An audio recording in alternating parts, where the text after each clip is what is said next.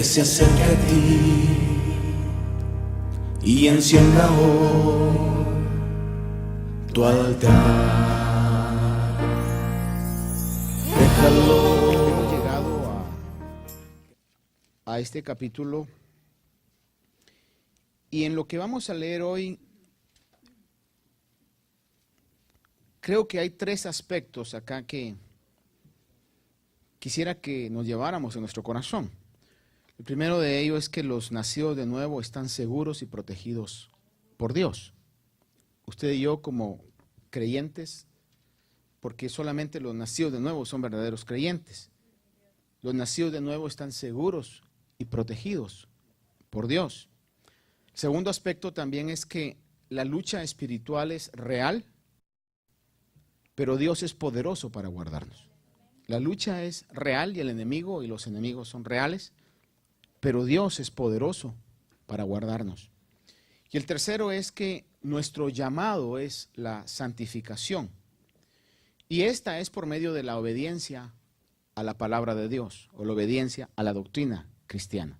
Hemos sido salvos para ser apartados para Dios. Básicamente la palabra santificación, eso es lo que da a entender, apartados, un pueblo apartado para Dios. Versículo 12 del capítulo 17 dice de esta manera: cuando estaba con ellos, los guardaba en tu nombre, el nombre que me diste, y los guardé, y ninguno se perdió, excepto el hijo de perdición, para que se cumpliera la escritura. Recuerde que aquí está Jesús haciendo una oración. Es la oración que Jesús está haciendo por sus discípulos, primeramente por él, por la gloria a la cual se aproximaba, por sus discípulos y también por aquellos que iban a creer más adelante. Es decir, que desde allí el Señor oraba por nosotros, por usted y por mí. Y dice en el versículo 12 que Él estaba guardando a sus discípulos cuando estaba con ellos. La TLA traduce de esta manera y dice: con el poder que me diste. La versión de las Américas que leímos dice: los guardaba en tu nombre. La versión TLA traduce: los guardaba con el poder que me diste. En otras palabras, el nombre es sinónimo de poder. Por eso es que hemos comentado y hemos visto que el pedir en el nombre del Señor no es simplemente una palabra que hay que poner al final de la oración para que la oración sea completa, sino es poder hacerlo primeramente sabiendo que es algo que está en la voluntad de Dios, y al pedirlo en el nombre de Jesús tenemos la autoridad para recibir lo que hemos pedido, porque lo hemos pedido en el nombre de Jesús. Pero debe eso estar de acuerdo a lo que Dios quiere. Y si lo pedimos por el poder, por la autoridad que hay en el nombre de Jesús, lo vamos a recibir. En el caso de Jesús dice que protegió a sus discípulos en el nombre que el Padre le había dado. En otras palabras, en la autoridad que el Padre le había dado. Dice: yo los guardaba en tu nombre, versículo 12 que leímos, el nombre que me diste, y los guardé, y ninguno se perdió, excepto el hijo de perdición, para que la escritura se cumpliera. Dice el Señor ahí claramente, ninguno se perdió, y añade, excepto el hijo de perdición, porque obviamente sabía que nos íbamos a preguntar todos: bueno, dijiste que ninguno se perdió, pero Judas sí se perdió. Pero Judas ya estaba destinado para eso. Era de los 12, pero nunca realmente fue de los 12. Dice que esto pasó para que se cumpliera la escritura.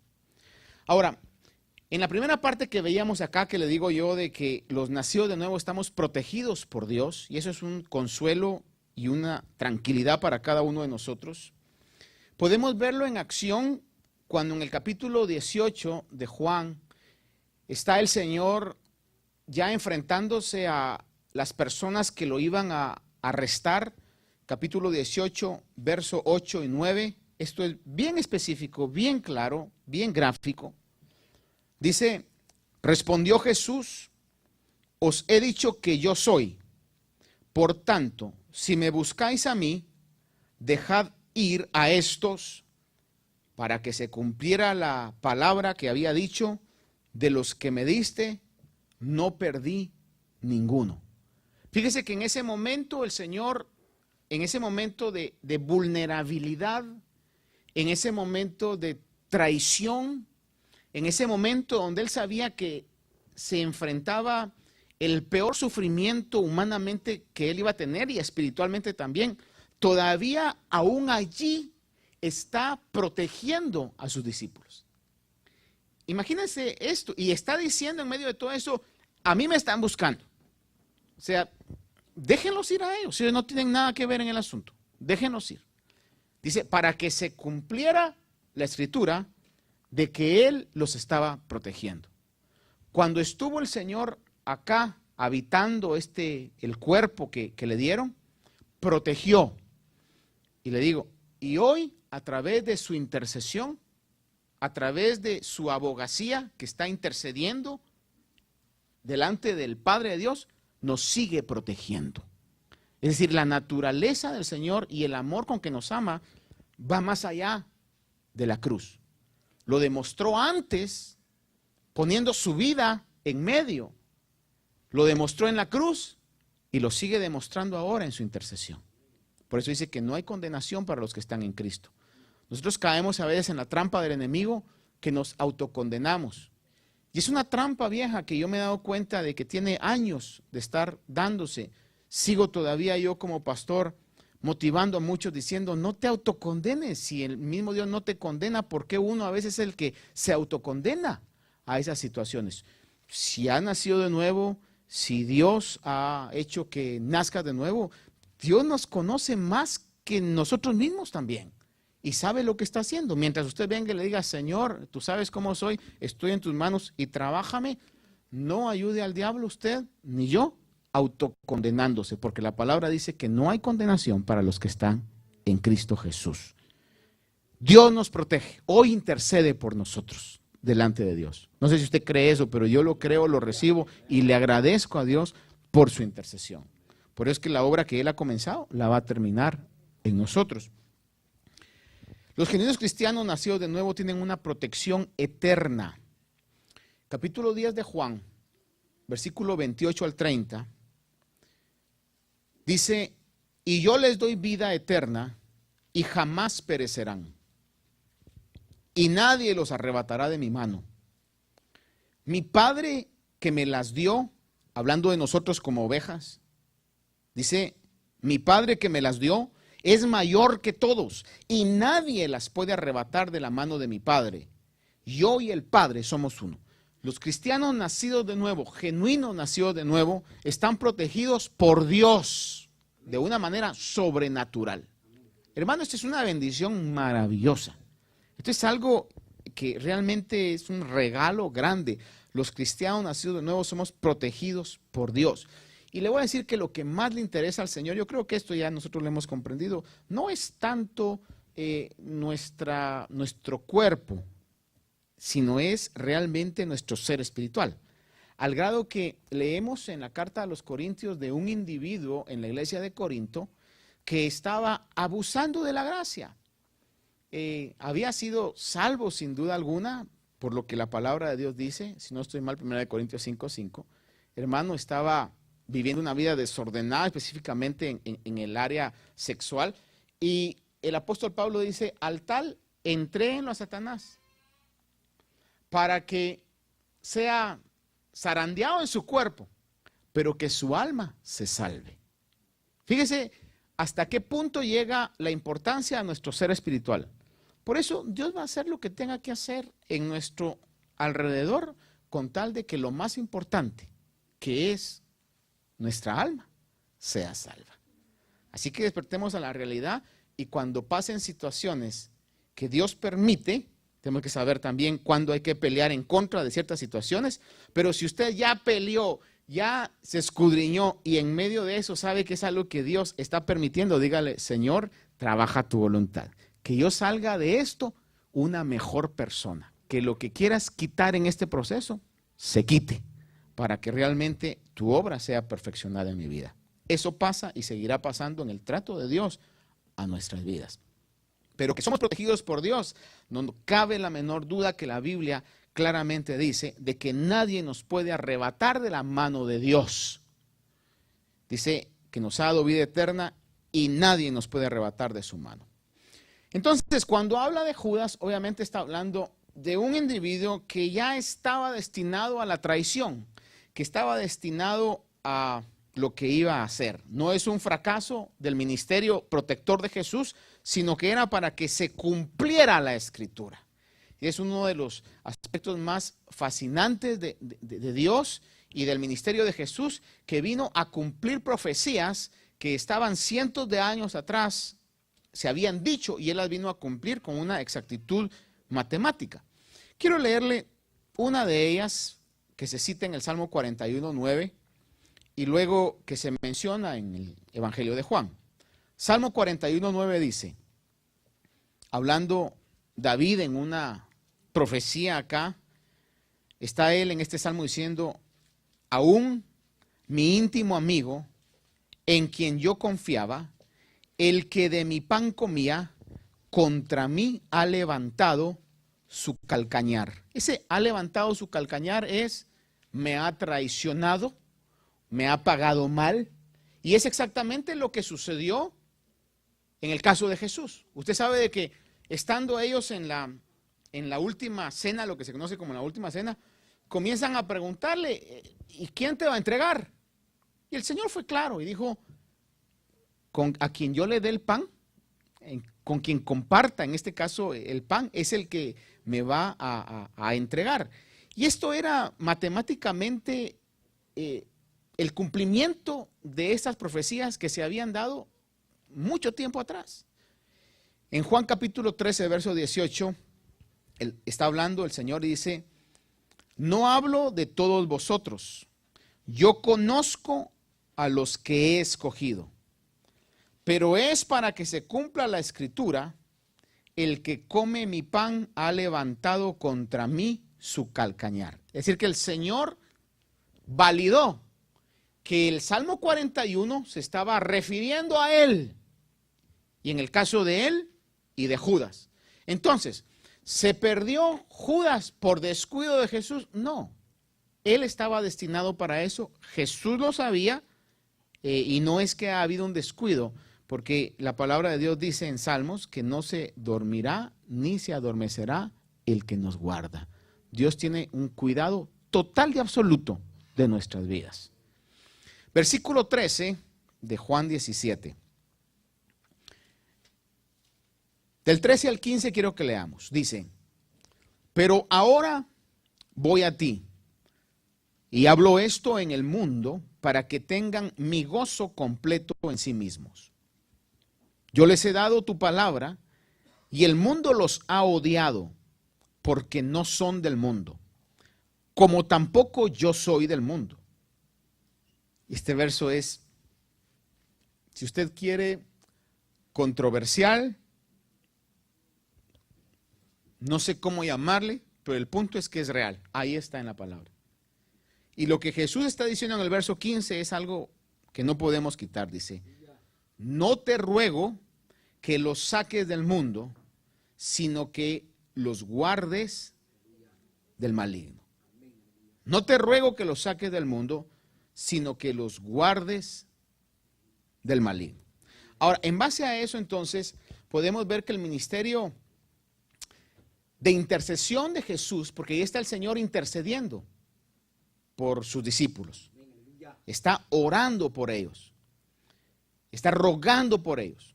Y en su rogativa dice, no te ruego que los saques del mundo, sino que los guardes del maligno.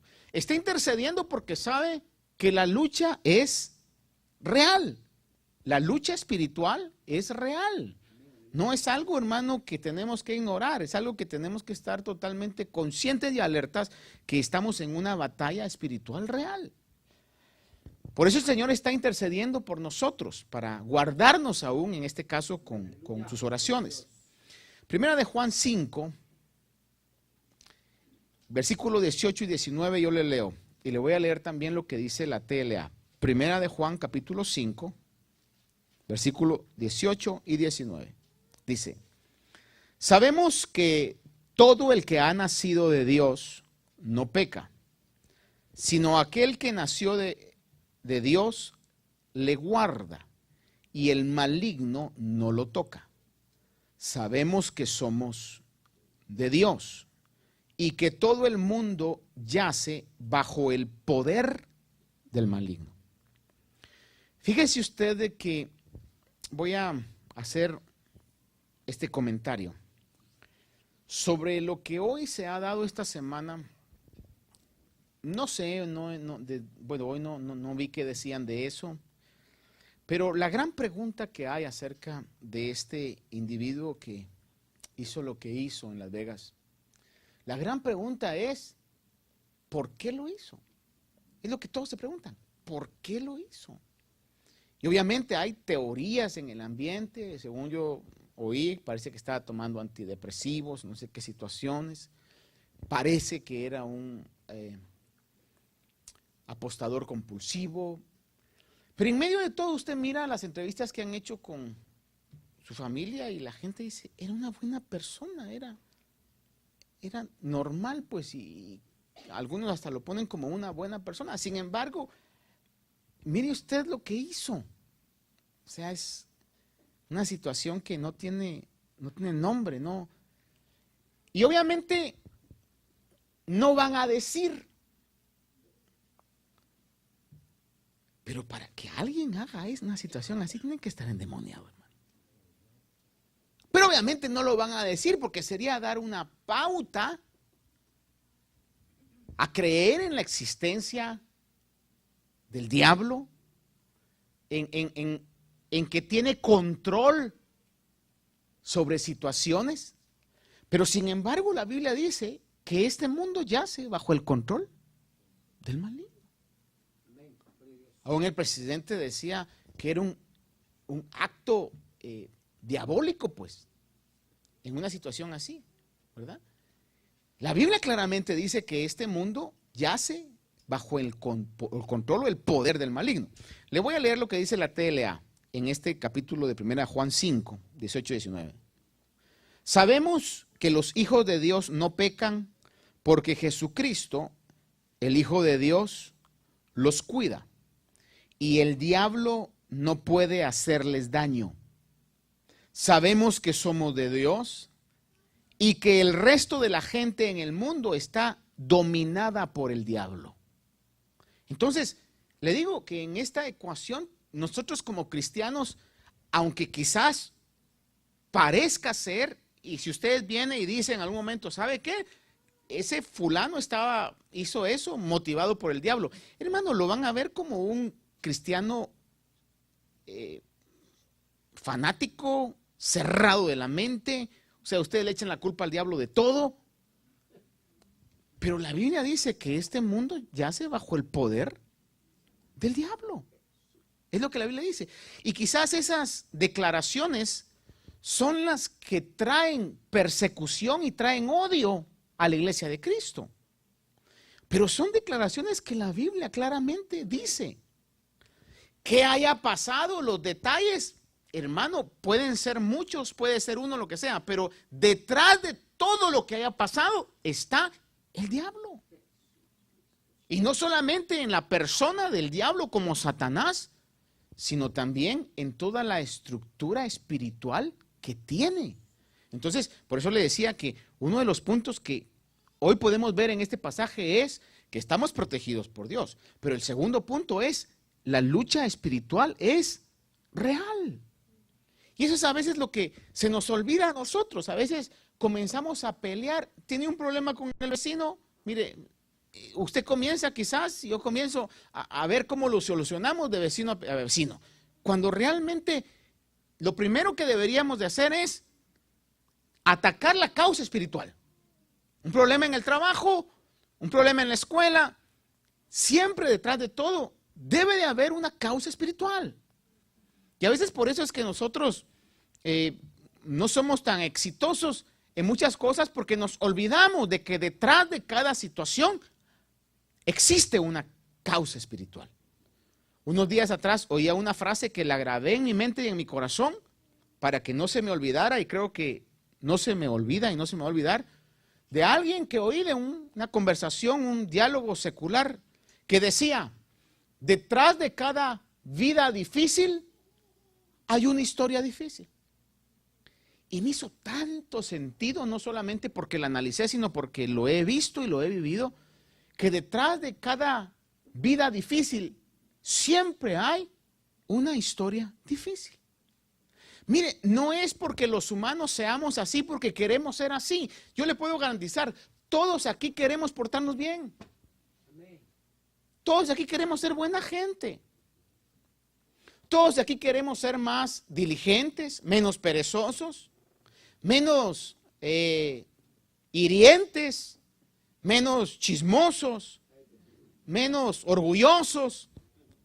Pero hay momentos en los que eso nos gana y resultamos ser pedantes, orgullosos, creídos, lo que sea, hermano. Y muchas veces es por situaciones que nos han pasado, que nos han llevado a eso. Otras situaciones que quizás no nos han pasado, sino que ya hemos heredado, gratis vinieron de nuestros papás y nuestros abuelos. ¿Nunca se ha dado cuenta usted que a veces, quizá en el carácter suyo, o quizá no el suyo, pero de sus hijos, usted viene y dice: ¿y a quién sacaría ese carácter? Y de repente llega una señora y dice: ah, vos no conociste al tío, qué sé yo cómo. No quiero poner nombre por si se parece a alguno de nosotros, ¿verdad? Igualito así era. Y usted dice: ay, Dios mío, ¿por qué no pudo sacar lo bueno, sino que lo malo, ¿verdad? Pero a veces hay situaciones que nosotros tenemos, hermano, que vienen. Entonces, detrás de cada reacción y cada situación siempre hay una causa. Y lo que le quiero marcar hoy es: no ignoremos la realidad del mundo espiritual. No ignoremos esa realidad. Mantengámonos alertas, precavidos, previniendo esas situaciones. Porque obviamente, pues ya cuando pasan las situaciones, uno tiene que ver cómo se curan las enfermedades. Y le estoy hablando en términos espiritual, pero lo mejor sería prevenir para que no pasaran. Por eso es de que detrás de cada situación hay una situación espiritual, porque este mundo está dominado por el diablo. ¿Por qué lo dice, pastor? Porque la Biblia lo dice claramente. Ahora, por eso necesitamos la intercesión del Señor, y por eso el Señor, cuando está despidiéndose, dice: no te pido que los saques del mundo, sino que los guardes del maligno. Está validando que hay un maligno que iba a pelear en contra de los discípulos. Vemos la intercesión del Señor, Lucas capítulo 22, versículos 31 y 32. Famosísimo este pasaje. Lucas 22, 31 y 32. Simon, Simon. Sí, porque suena así más suave, ¿verdad? Simón, Simón. Simón, Simón. Mira que Satanás os ha reclamado para zarandearos como a trigo. Mira que Satanás ha reclamado para zarandearos como a trigo. Y hermano, si le pasó a Pedro, y con esto, como yo lo he llegado a entender, quiero ser muy cuidadoso con lo que diga de acá, porque a veces le pasan factura a uno por lo que dice. Pero si pasaron a Pedro por eso, en mi pueblo dicen qué cuello, quizás en suyo dice qué palanca. No sé qué otra expresión habrá para decir cuando uno tiene argolla, dijo alguien ahí. Sí, argolla dicen en Perú. ¿Qué argolla? ¿Qué palanca? ¿Qué cuello tiene uno? Para que uno diga: a mí que no me zarandeen. Hermano, por eso le digo, y Dios, no me tomes en cuenta estas palabras, porque yo no quiero eso. Pero en algún momento Dios va a permitir las zarandas. Pero tengamos la seguridad que nunca nos va a dejar sin su protección de intercesión. jamás nos va a dejar sin la protección de su intercesión. Y cuando le dice a Pedro, han pedido para sanar. Y este pasaje es maravilloso porque el diablo, aunque le lleve ganas a alguien y diga lo voy a destruir, tiene que pedir permiso. El diablo podrá hacer lo que quiera con los que son de él, pero los que no somos de él, tiene que pedir permiso a nuestro Padre para tocarnos. Satanás nos ha pedido para zarandearos como a trigo, pero yo he regado para ti para que tu fe no falle. Y lo maravilloso es el resultado. Dice, y tú, una vez hayas regresado, y esa es la palabra motivante, motivadora del Señor que le está profetizando a Pedro. Mira, aunque sientas que no vas a salir, de una vez te lo digo, vas a regresar. Cuando hayas regresado, usted sabe que la zarandeada que le dieron a Pedro fue cuando su orgullo, su autoestima se le vino abajo. Porque él dijo, Señor, todos te podrán dejar, pero yo mi vida voy a dar por ti. Y el Señor le dice, Pedro, me vas a negar 3 veces. Lo negó 3 veces, maldijo, en otras palabras, habló groserías. Hermano, lloró amargamente. ¿Cómo se sentiría el espíritu de Pedro que había traicionado a su maestro? Ha de haber dicho, y yo criticando al Judas y resulté peor que el Judas. Yo que estaba diciendo a todos, ustedes son unos cobardes, todos lo van a dejar. Y ahora, ¿cómo doy la cara? Y él que había sido designado para ser el principal, el que iba a abrir las llaves del reino de los cielos con sus mensajes, que a eso se refiere. Hermano, anímicamente estaba por los suelos. Se sentía totalmente aplastado. Pero el Señor le había dicho, vas a salir de esa. Y cuando salgas, vas a animar, vas a consolar, vas a fortalecer a tus hermanos. Esto no es nada nuevo. A veces cuando somos muy osados y venimos y decimos, usted no sea cobarde, usted en quien ha creído, usted levántese y usted que a otros les ha dicho, levántese, mire que no deje que el diablo lo agarre, no sea cobarde. Y usamos a veces palabras bastante directas, ¿verdad? Pero cuando ya nos pasan a nosotros, hermano, y quizás que estuvimos aquí alentando a otros y de repente estamos pero totalmente por los suelos. Y cuando salimos de eso, animamos de otra manera. No, hermano, yo sé lo que se siente. Ay, hermano, sí, hermano, y quizás hasta nos pellizcamos nosotros para llorar con ellos también, ¿verdad? Porque decimos, no, pues sí, yo sé lo que se siente. Pero el que no ha pasado nada, hermano, es muy condenativo. Los que en algún momento no hayamos pasado nada, somos muy condenativos, hermano, en eso. Es que son cristianos de papel, parecen esos barquitos de papel que se unen para cualquier cosa. Pero nos toca a nosotros. Si eso yo me he dado cuenta, hermano, ya tengo suficientes canas como para ignorar esto. Me he dado cuenta de algo que sucede, fíjese. Lo viví tiempo atrás. Gente que cuando sus hijos estaban pequeños y ciertos jóvenes se descarriaban, decían, no, lo que pasa es que a usted le falta esa autoridad y que mire, y entonces, sin misericordia. Pero crecieron sus hijos y cometieron esas situaciones o se descarriaron, ¿verdad? Y entonces ahora sí, no, es que hay que comprender a la juventud, es que el tiempo, es que las cosas caen. Y uno dice, qué desventurados, ¿verdad? O sea, cuando no eran sus hijos, ahí sí, ¿verdad? Que lo que falta es esa autoridad. Pero no sean nada más los suyos, porque entonces sí, no, hay que actuar con misericordia, es que mire. Así somos, hermano. Disculpe, pero somos así de chuecos. Y entonces, ahora ya somos más tolerantes, ya somos más misericordiosos, ya somos más compasivos. Pero antes no. Eso yo lo he visto. Y como quiero ser sabio, entonces mejor aprender de los errores de otros y que no le pase a uno, ¿verdad? Porque si no aprendemos, le estamos gritando al futuro, diciendo, quiero que me pase a mí, quiero que me pase a mí. Y yo no quiero que a mí me zarandeen. Por eso hice la aclaración, hablé de Pedro, lo respeto. Dios te bendiga, Pedro, que te zarandearon. Primero Dios, que a mí no. Pero si así fuera, le aseguro que Dios siempre va a dar una palabra, dándole a entender que usted va a salir de esa, porque Dios nunca lo ha dejado. Y su intercesión está siempre con nosotros, porque Él no ha perdido ni va a perder a ninguno de los que el Padre le ha dado. Y si usted ha sido llevado, que eso lo hemos visto, si Dios lo ha llevado a la salvación, si Dios lo ha dirigido a Cristo, porque usted estaba escogido desde antes de la fundación del mundo, tenga la convicción de que Dios va a estar cuidándolo, Jesús va a estar intercediendo por usted. La lucha es real. ¿Cuántos dicen amén a eso? La lucha es real. Que a veces nos hacemos un poquito los desentendidos, o como dicen ahí en mi pueblo, nos hacemos los locos, ¿verdad?, sobre la lucha, pero la lucha es real.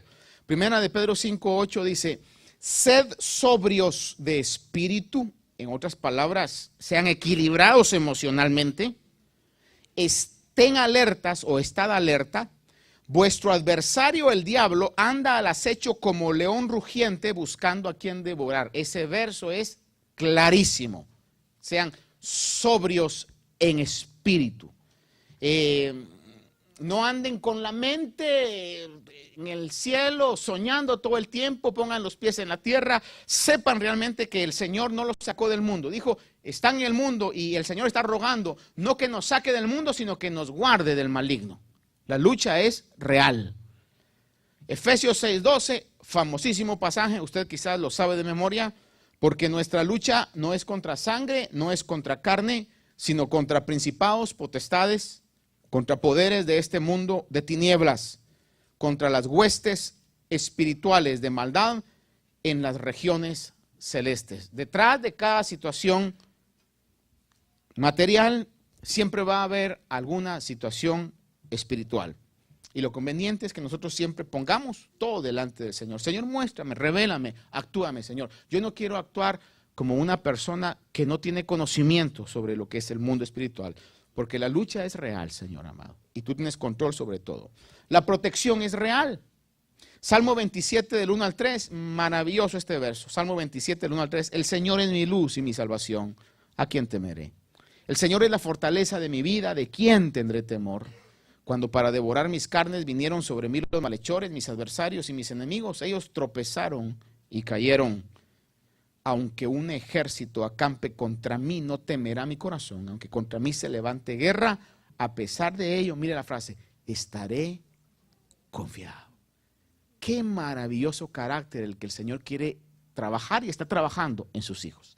Aunque un ejército acampe contra mí, aunque contra mí se levante guerra, no temerán mi corazón. Yo estaré confiado. Y el final de la carta a Judas, que es un solo capítulo, habla acerca de esta oración, Judas capítulo 1, versos 24 y 25, que hasta un canto hemos hecho sobre eso. No hemos hecho, han hecho, nosotros lo cantamos. Dice, y aquel, Judas 1, 24, 25, dice, y aquel que es poderoso para guardaros sin caída y para presentaros sin mancha en presencia de su gloria con gran alegría, al único Dios, nuestro Salvador, sea la gloria. Dice, aquel que es poderoso para guardarnos sin caer. Es decir, que la protección de Dios es grande. El poder de Dios en favor nuestro es grande.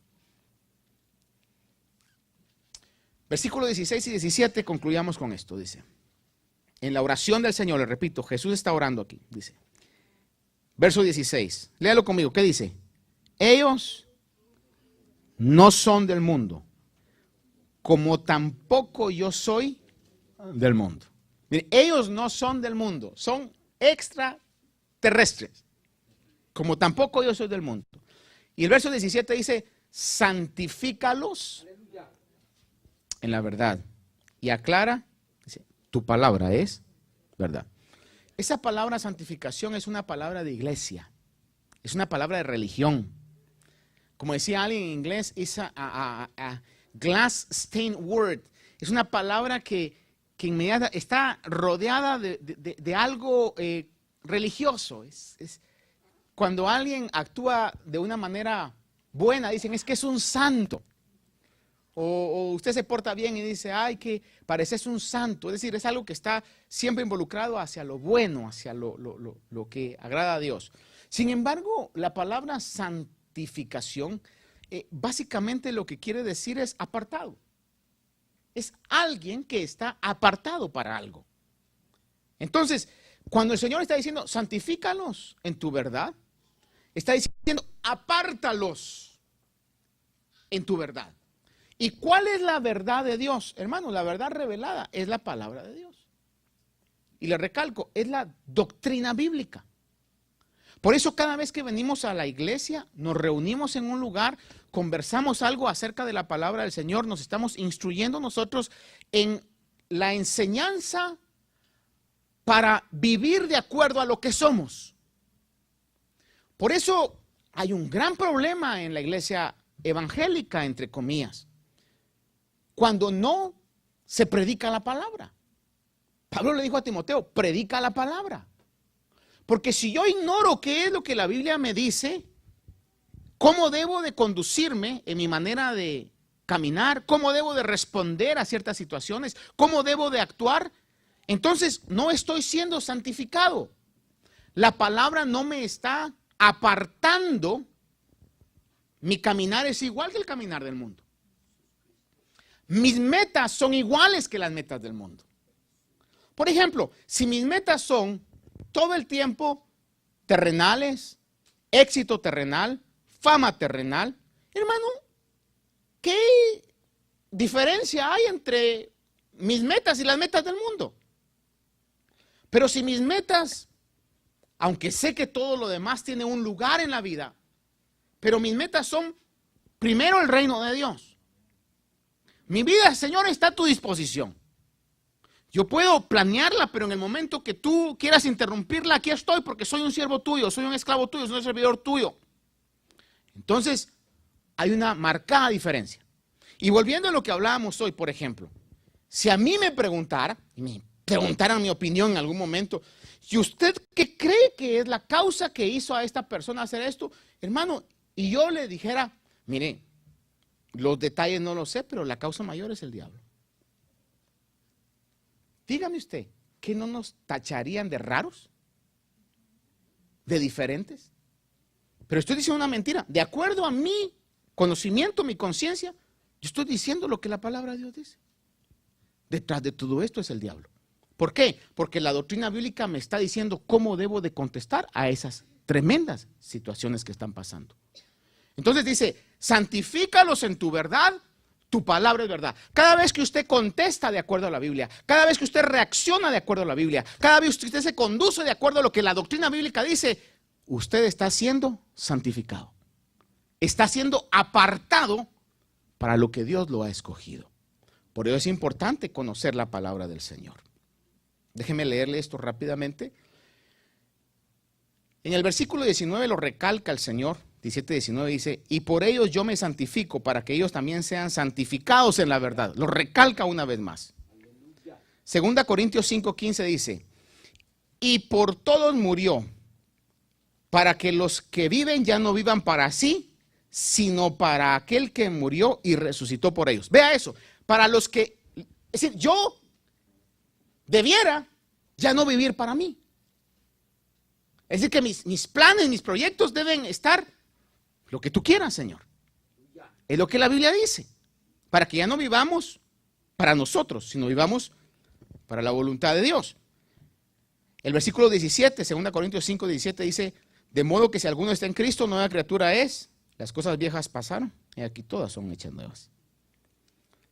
Primera de Pedro, capítulo 1, verso 16 dice, escrito está, sed santos, porque yo soy santo.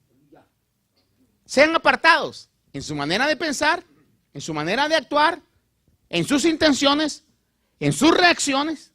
Eso es ser santo. Ser santo no es simplemente tener la apariencia externa de ser santo, manitas juntas todo el tiempo y una aureola alrededor de nuestra cabeza. Ser santo es la reacción que pueda tener, las palabras que puedan salir de mi boca. Y otra cosa que solo usted conocerá, las intenciones que hay en mi corazón. Cómo me conduzco, eso es ser santo.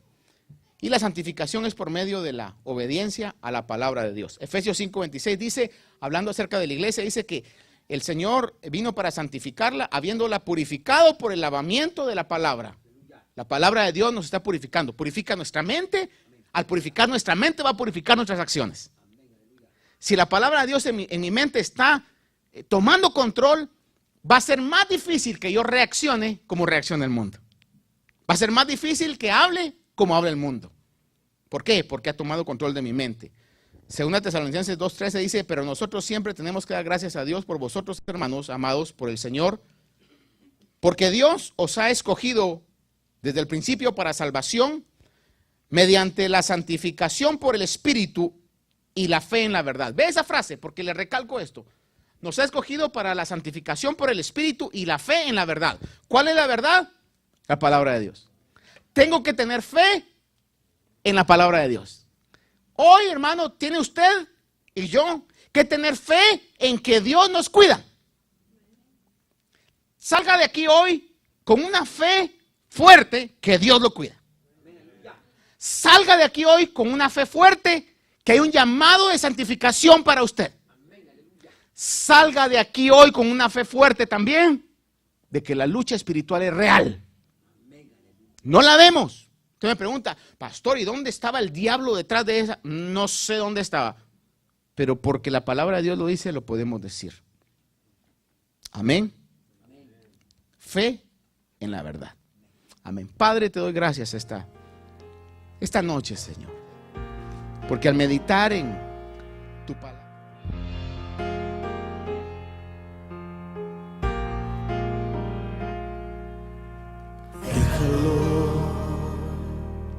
que se acerque a ti y encienda hoy tu altar.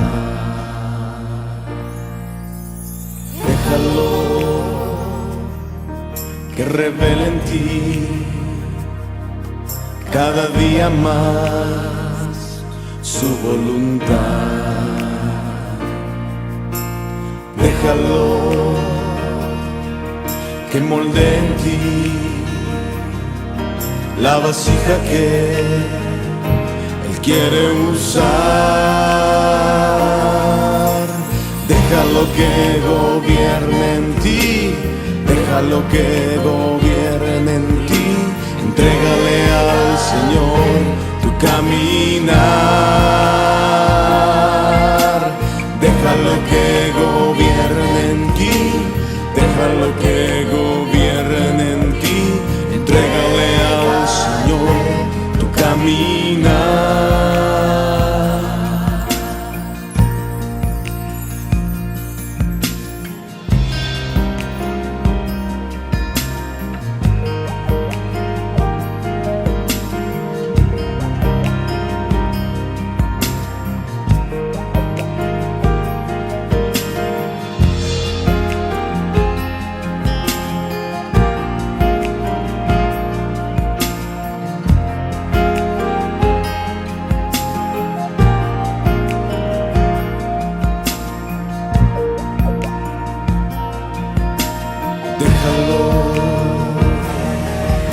Se acerque a ti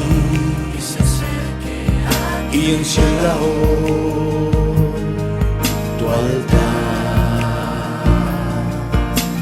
Déjalo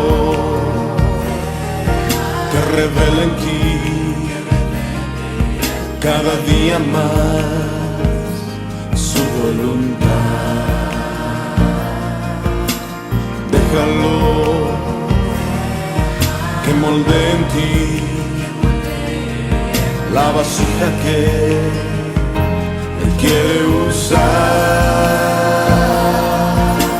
Déjalo que gobierne en ti, déjalo que gobierne en ti. Entrégale al Señor tu caminar.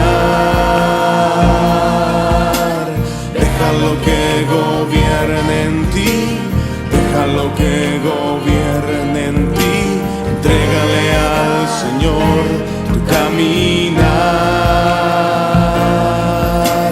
Déjalo que gobierne en ti, déjalo que gobierne en ti. Entrégale al Señor tu caminar. Déjalo que gobierne en ti, déjalo que gobierne en ti. Entrégale al Señor tu caminar.